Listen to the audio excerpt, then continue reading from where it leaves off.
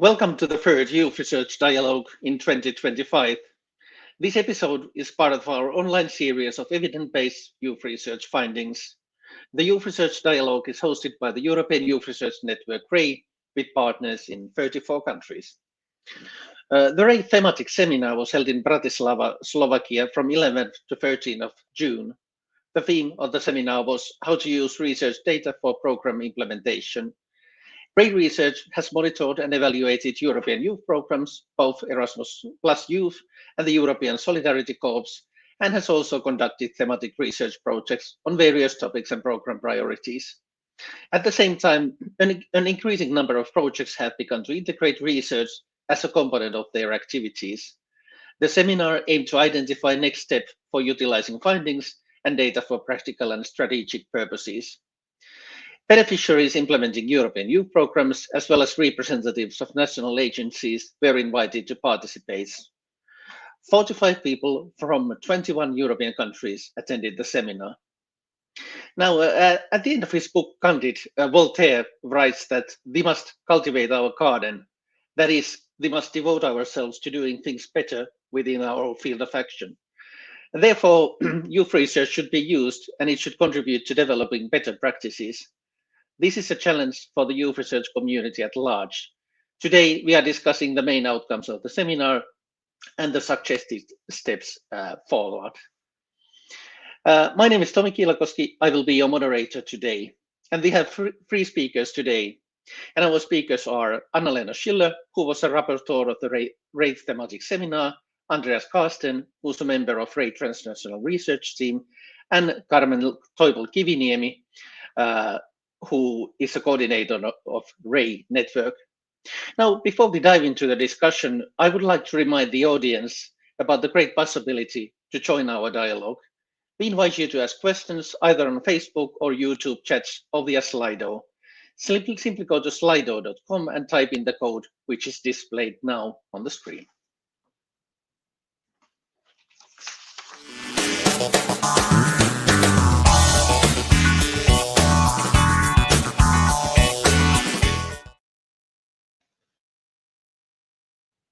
So we will start our dialogue. I would like to pose the first question to Carmen, since you are coordinating RAY research. The spirit of the seminar was a pragmatic one. The aim of the seminar was to, and I'm quoting now, to explore and discuss how data and evidence-based research findings within the European youth programs can be used for program implementation purposes. End of quote. Carmen, why was this topic important and timely for the RAY community and other stakeholders within the European youth programs? Thank you, Tommy. Before I address the question, I would also like to warmly welcome everyone to this episode of our Youth Research Dialogue series, also on behalf of the RAY Network. You already said it, Tommy. We are in 34 countries and national agencies implementing the European youth programs, and national research partners are involved. And regarding your question, yes, you said it, the spirit and also the reason basically why we organized this seminar was quite pragmatic. The idea to host such a seminar came basically from listening to different voices inside and outside our network. So people echoed the need just simply that there is a need for working and for exchanging on these topics. We heard from colleagues from national agencies, but also beneficiaries that, of course, they see the importance of having data and also evidence-based facts available within the youth sector and for their work. But it's very difficult sometimes, to take the first steps toward using this data also for practical and strategic purposes and for their own work. And at the same time, we have quite a big amount of diversity of youth research on national and transnational level. So not only RAY, but also other actors, the national agencies, conducting research by themselves, but also beneficiaries. And of course, we have then actors like the partnership, the youth partnership between the Council of Europe and the European Commission, and we have the European Youth Forum, we have Salto resource centers and so on. So a lot of output is produced. And we wanted with the seminar exactly to support of, going the next steps. So all this research is there, but what to do now and how to use it, that was the very pragmatic reason basically for it. And one last comment also, I want to refer, you said the word timely in your question. So beside, I think beside the very pragmatic reason or need, the topic is timely as well, as we are in times now of really rapidly increasing fake news and also fake news and misinformation, very easy accessible, and a lot of discussion based on radical ideas. So facts and research is more important than ever, I think, for, forming meaningful discussions, but also for democratic purposes and democratic processes. So yeah, in this sense, also for all our own work. Thank you, Carmen. Anna-Lena, you were the rapporteur of the conference. So in your opinion, what were the preliminary main outcomes which you what were the preliminary main outcomes which you shared during your inspirational wrap-up, The Courage to Move Forward? Yeah, so my role was to document the conference, and I'm not a youth researcher, so while familiar with the topic, I was listening more as a fly on the wall and trying to find the overarching themes that connected all the inputs we had from the keynote to workshops and inspirational best practices we had in between. And the 7 themes I came up with that were resounding again and again throughout the conference for me was about creating space. And like Carmen mentioned, the data is there and the people are there, but you actually have to have the space to meet and to exchange. Then there's the importance of community. You have to be able to exchange and actually meet and meet other people. And then the power of data, which is about knowing where the lever is and where to make it count. The politics of data was mentioned quite a lot. This is mostly about that research and data is not just about methodologies, but that the actual long-term impact and the long-term goal is to make a change in politics. And the value of data is knowing where you can be really impactful, that knowing how to create value with data within your own work. And then the second to last is loving your tools. Using data is really also knowing about tools and how to implement them into your work. And the last one was really my encouraging last word to the community, using your superpower, meaning connecting your brain and your analytical methodology you have, but then also, the belief in the democracy, your values, and being able to connect those, your rational mind and the values in your heart, and putting that into your practice. Thank you, Anna-Lena. Your answer showed that in all of these seminars, there's quite a variety of different topics, and different ideas are shared and distributed forward. Carmen, besides lectures, the program also included workshops on different topics. So in your opinion, what are the main topics of the workshops and our sessions as well, if you like? Why did you choose those topics, and what are the key outcomes? Thanks. Anna-Lena already very nicely summarized what she recorded during the seminar. When planning the program together also with the facilitation team and the RAY transnational research team, we really tried to cater to the needs, wishes, and expectations of the participants. So the topics for the workshops, but also all other sessions were of course based on that. For example, participants expressed the need to exchange and learn about using data in strategic planning, but also for strategic orientation, and learn about strategic approaches for data gathering and so on. And we offered a workshop on that. This included, for example, also sources where data can be found as well as gathered over time, and concrete examples also for strategies which data has been where data has been used. And we had also very practical tasks in all our workshops. For example, in that one, developing strategic recommendations based on data. Then another topic was there was really a wish also to turn data into practical output, so to say. So we had a workshop on practical tools to work with data.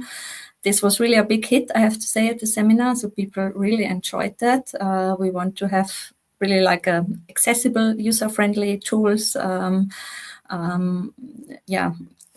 Like introduce them, but also participants had some practical tasks, for example, how to communicate data effectively to diverse audiences, and they tried out different tools, for example, also AI tools and so on, and talked about their potential, but also limitations.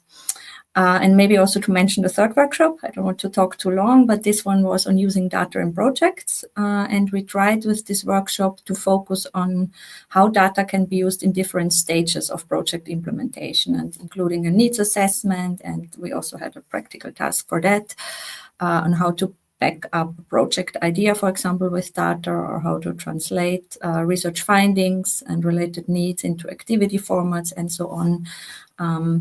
So that were just some of the topics we basically build into the workshops. And I would say regarding the key outcome, without going now too deep, we still have time, I know, during this dialogue to talk about the first outcomes a bit more. I think participants really enjoyed this practical task during all sessions, and the possibility to try out different and new tools and to apply the knowledge immediately and try out different ways of working with data. And additionally to that, the common sharing and, the good practice by and with other participants, and sharing that and learning from that and exchanging on that was, I think, really appreciated. Yeah, I think that's for now. Yeah, that sounds fascinating. Andreas, Carmen mentioned that the practical side was welcomed favorably. Now, the conference attended both practical and strategic issues, but I would like to ask about practical sides. So what are the main practical considerations in using and working with data? And I would also like to add another question. Carmen mentioned that attention was paid to various tools that help the research community to work with data and visualize the results. For you, which examples did you find most important or interesting? Maybe I start with the last one. So one tool that we have worked with a lot in the last year and a half ourselves is Data Wrapper, an online platform where you can produce visuals around data very quickly and easily. And what I thought was really impressive is how quickly some participants managed to take graphs that we had produced and translated to their own language with the data source remaining intact. So I thought that was really a very cool and powerful example of just how fast that was possible. I think it was a big eye-opener to see for people what different categories of online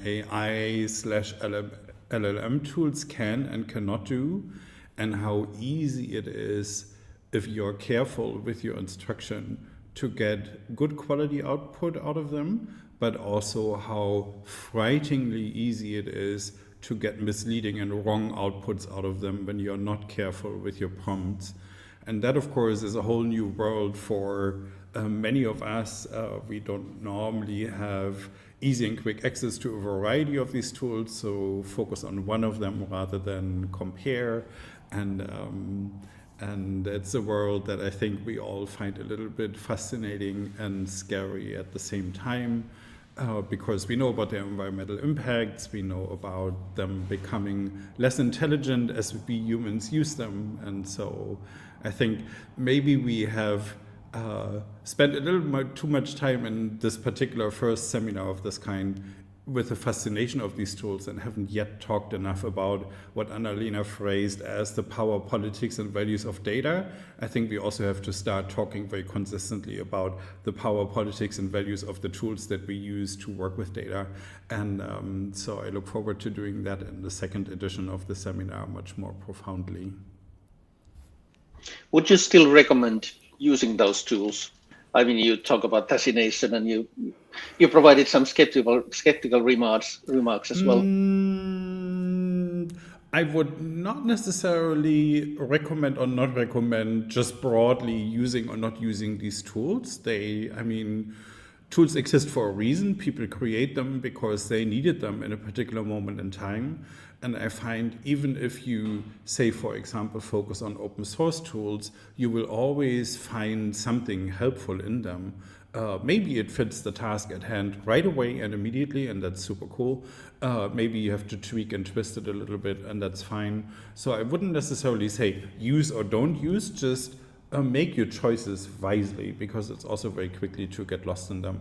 But there are many super cool tools out there, including ones that have a less environmentally complicated impact than these big AI tools. So absolutely. Well, I'm fascinated as well. Now you in the audience, you will have an overview of what was going on in the seminar. So if you have any questions or comments, please provide them through Facebook or through Slido. Entering the code you will see at the screen at the moment as we speak. Now before we are waiting for the audience comments, I'd still like to ask a couple of questions. First to Anna-Lena, you showed us the 7 themes you identified, which were present at the seminar. I would like you to dive deeper in them. So, for example, what suggestions were made for individual participants, LA colleagues, and practitioners? So please continue, and please, elaborate on them.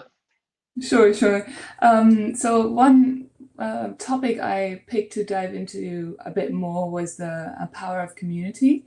And we had something called the shared learning wall, which was a big piece of paper on the wall, and people were invited to reflect by sticking Post-it notes with their reflections. And that just really underlined for me that power of community. And someone wrote, I discovered that sharing personal experiences is as important as any theoretical data.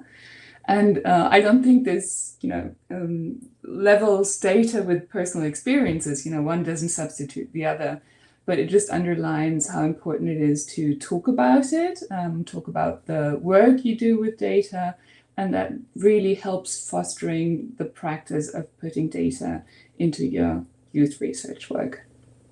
And let's move on to the second one, the politics of data. I think this became really apparent for me in the keynote we had, and Christina, who was delivering the keynote, really drew the line from the beginning, from doing research and collecting data, turning it into information and knowledge, and then into evidence. And that this kind of evidence clearly influences the policy making and trying to actually make the change within politics. So that is something I wanted to share as well. And I think if you're a researcher, you can, sometimes get stuck with methodology and trying to make your work be really precise and correct, but then it also really, the ultimate end is having that impact on the large political scale. Yeah, and the last one, I took some screenshots from the presentations. Andreas, there's your presentation in there, and also Ashley Dlymanis, and then I think Andreas. And the value of data, and what I mean with that is there's a long value chain in data, and there's a lot of different spots where you can create value when using data. And for example, there's analysis, there's project planning, there's evaluation, there's forming strategy. And so my takeaway was that you really have to think about where you want to create value and then choose the appropriate tools and become really good at it. It's so easy to get overwhelmed and try to use data everywhere, but not really get into the thick of it. So thinking about where you want to create value, what kind of work you do, and then really practice that. So those are 3 examples I wanted to share. Yeah, fascinating stuff once again. Carmen, Anna-Lena talked about the use of data in strategic work. So for you, what are the main messages of the conference on how to use data to inform our strategies? Yeah, so for me personally, Anna-Lena mentioned already Cristina Balcasso, our keynote speaker. We invited her. She's a guest. She's a researcher, but she was as a guest there, and she addressed it, as well as also Andreas in his workshop. For me, one of the important message was that data needs to be really looked at over time.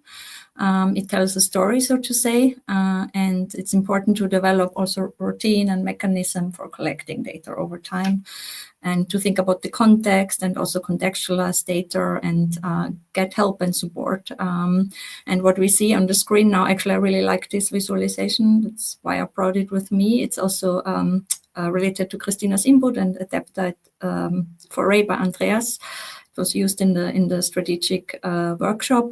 So we can see different types of data listed to guide basically strategic thinking there. And I think that's it's a nice example to see also, to get the spirit what we discussed around, this topic at the workshop. And for example, when you look at the type of data, user data, engagement data, feedback data, outcome data, impact data, and so on, and what different questions are related to that, and what are the effects basically, and how often you should collect and analyze it. For example, outcome data, how are young people being influenced by public policies and programs?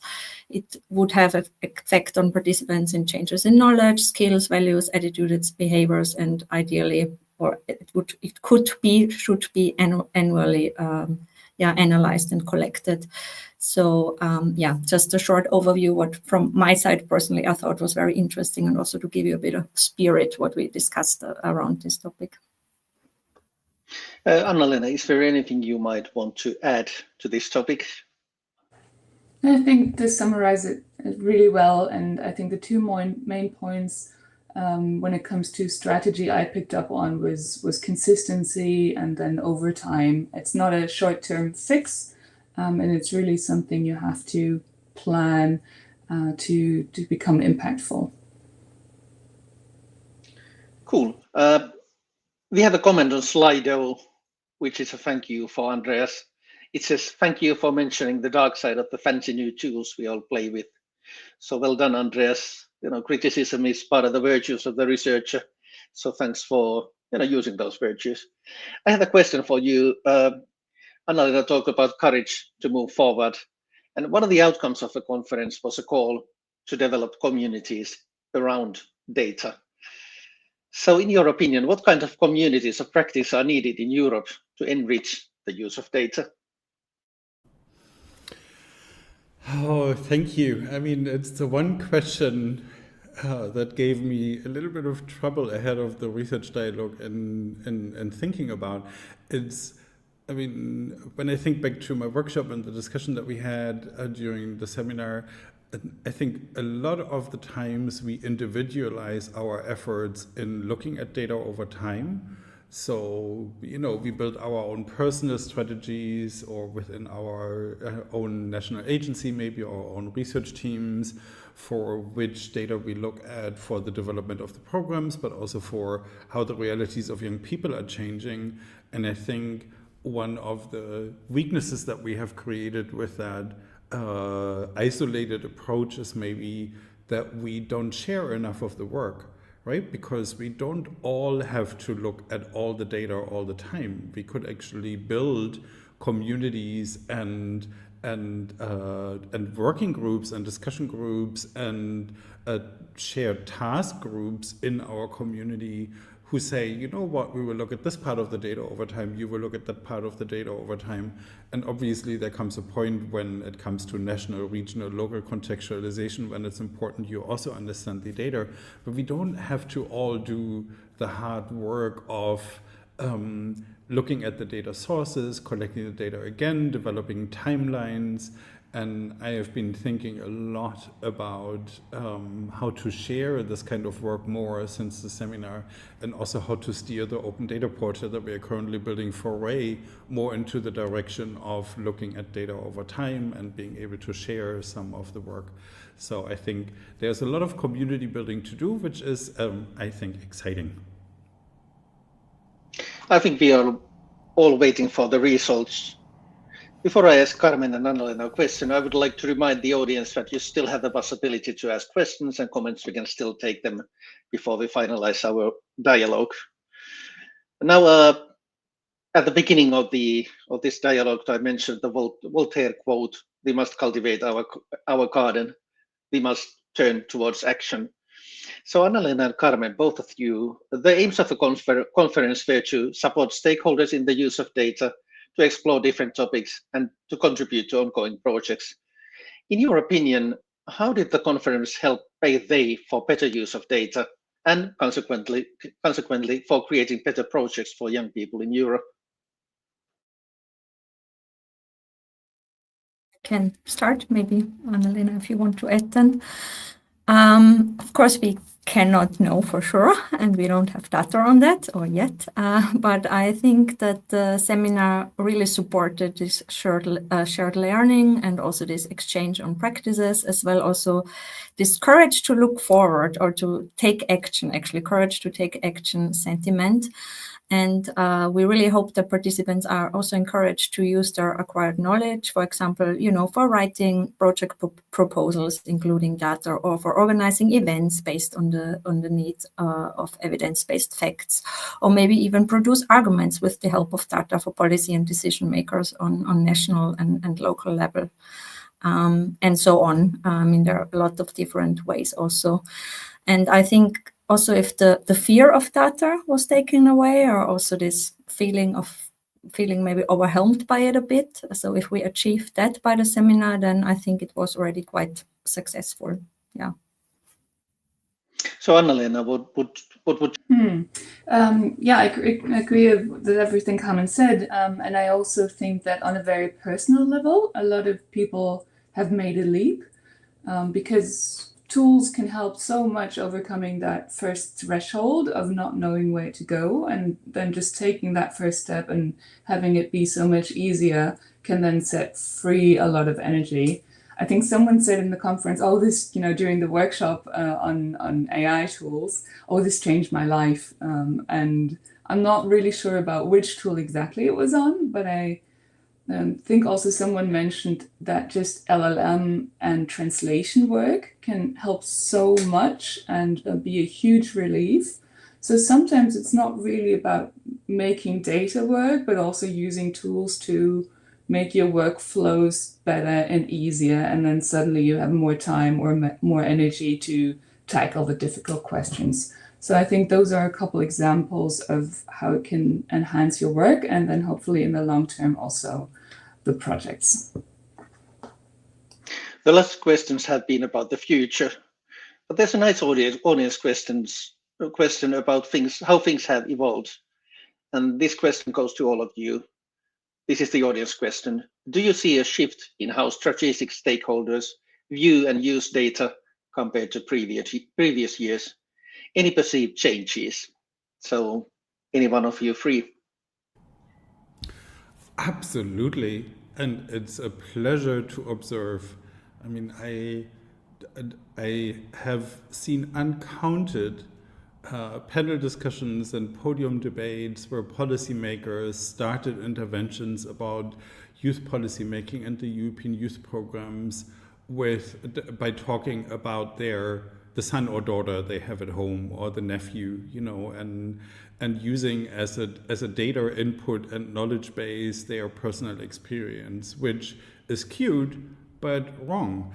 And this is becoming less and less because both data becomes available, but also data becomes more engageable and more easily understandable. And the way that we have done now over a decade in a way of making our reports more accessible, making our website more accessible, using tools like Data Wrapper, changing our reports from text-based to text and graphic-based, building the open data portal now as the culmination of these efforts maybe. I think we see a shift in how much easier it is for policymakers and people in strategic roles to access and understand and interpret the data for their purpose, and also then use it as a reference for their knowledge base and policy making and strategic development. So I have to say that is a very positive and very pleasant development in my view. What about you, Carmen?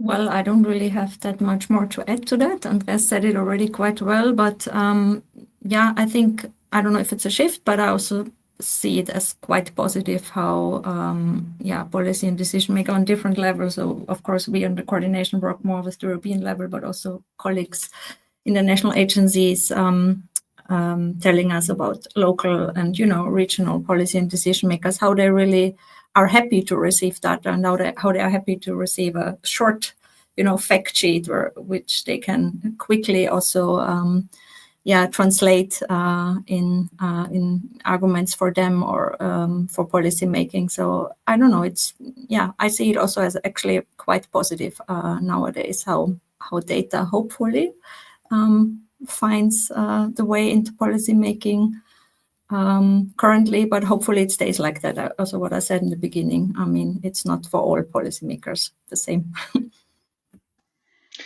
Yeah, I'm glad to hear that things are clearly evolving and there are a lot of new ideas and a lot of paths forward. I have a question for you, Andreas. It's perhaps a bit critical one about RAY research. When I was reading the outcomes of a seminar,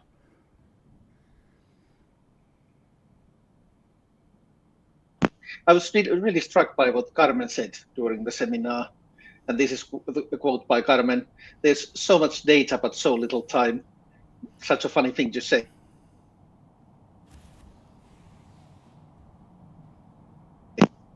And this is surely a pain that most of the researchers are familiar with, you know, so much data, so little time. But, you know, there's always a question. So despite this, do we have enough data?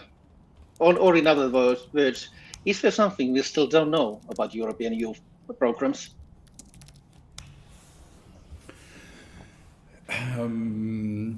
Oh, definitely. I mean, I agree. I mean, that sentence is such a powerful way of capturing the dilemma that I think we all feel. So much data, so little time. It wasn't ever the other way around. It wasn't, you know, I don't think 10 years ago it was so little data, so much time. We had other things that kept us busy, but we definitely have a richer depth and width of data currently than we are able to draw on.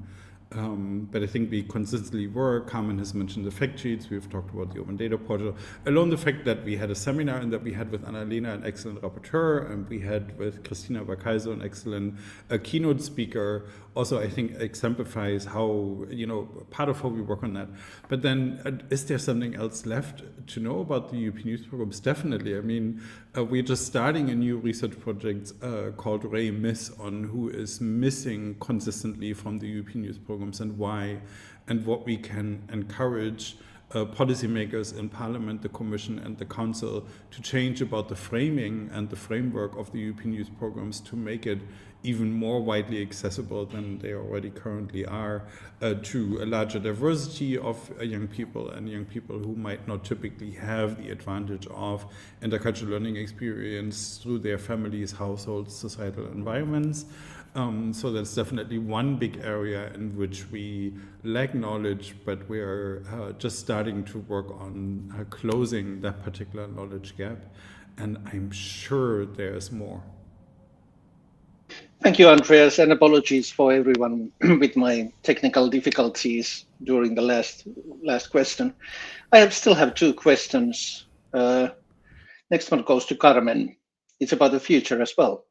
What are the next steps RAY is taking in order to support enhancing the topic and providing support for national agency colleagues and beneficiaries of the programs? Yeah, good question. So for this seminar, we are currently writing, or basically Lena is doing the bulk of the work, and an outcome document, something very practical is what we want to produce. So it will include insights from the seminar, but also a repertoire of all the practical tips and useful links and so on, as well as also good practices. And we hope to have it ready in mid-July, and then a nicely layouted version also in mid-August. And of course, this is not only for the participants of the seminar. So it's hopefully also quite interesting and useful for other colleagues and stakeholders within the European youth sector. And yeah, it will be available on our website, and we communicate it also via social media channels. So if you are interested in that, and want to dive deeper into that as soon as it's out, then check out these channels. And additionally, I mean, this was the first edition of the RAY Thematic Seminar, so it was really basically a pilot project, and we didn't really know also what to expect. But from the feedback we got, we are quite sure that we want to offer this format and topic again, maybe adapt it a bit, we have to see, but we try to run it again within this program period, and maybe even having it established as a regularly conducted seminar, or maybe even as a separate staff training for national agency colleagues and so on. Yeah. There's a question to you, really. It's from Amy from Greece. And Amy writes that she's just learning about RAY. So was a seminar for researchers who conduct research on youth policies and programs, or with youth researchers to build skills. So basically the question is about, what type of community is the RAY research community? You usually start with this, but could you, in brief, tell about RAY researchers? Yeah, I can take it. I mean, the seminar itself was not targeted to researchers. So it was, as you said, also in the beginning, really to national agency colleagues and to beneficiaries of the programs, and basically to better understand how to work with data and use it for the work. Of course, we had also participants there with a research background. But in terms of RAY researchers, so the community, we have 36 partners, national agency colleagues, but also national research partners in different countries. And it's a quite diverse research community, I would say. So there are universities involved, but also freelance researchers and research agencies and so on. And most of them conduct youth research studies within the European youth programs, but also a bit broader, like the social field and so on. So not necessarily everyone is a youth researcher as such, but what we do in RAY is, of course, conducting research on the impact of the European youth programs. I hope this answers the question. It does, and it leads me to the last question. I would like to go back to Voltaire. I chose the Voltaire quote that they must cultivate our gardens and they must try to do things better, because it's about enlightenment. And in these times, we need enlightenment. And what is good about Europe is a promise of enlightenment, and hopefully the practice of enlightenment as well. So Andreas, based on the reflections from the conference, what can and what should RAY research community do with the European programs in the coming years, based on the reflections of the seminar? And on the reflections of Voltaire, I like that we don't, it's ambitions. I think very clearly what we have anyway also started with this, and Carmen already said that we'll continue this particular format, is I think we have to spend more time and resources on supporting colleagues across Europe in working with our data. And I'm really happy that we started that with the seminar. It was a really cool and powerful experience, life-changing for some, as we heard from Annalena. And I think it's important that we continue that. I think it's also important that we invest more into thematically relevant research, maybe not necessarily always turning it into a whole-fledged research project like we have done in the past very often, but that we follow discrepancies that we begin to see in the data earlier than we currently do, right? So we have, for example, right now a big discrepancy in the competence development around media literacy, misinformation, disinformation, fake news. where young people and project participants are increasingly dissatisfied with the competence and skills development that they receive through the European Youth programs, but project teams think they're doing quite well. And we have had these kind of discrepancies in the past around other things, but is to drill deeper into that and understand, is it a gendered problem? Is it a regional problem? Is it a problem with particular project formats? All that kind of things, all these kind of things I think would be important to do quicker and more thoroughly and robuster than we have done in the past. And maybe I leave it with these two things. And that concludes our research dialogue today. Thank you, Anna-Lena, thank you, Carmen, and thank you, Andreas.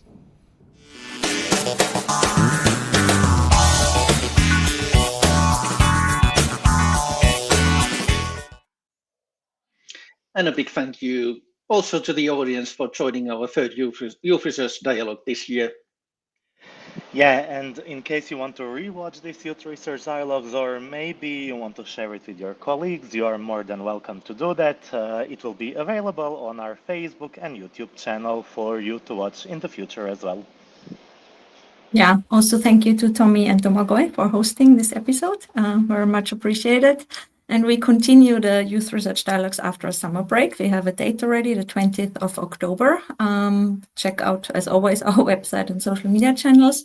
But we will also live stream a panel discussion on the future of youth research from our RAY network meeting end of September. So if you're interested in that, our website, our social media channels will give you all the updates and dates. Yeah, and yeah, we hope to welcome you very soon. And thank you very much and take care.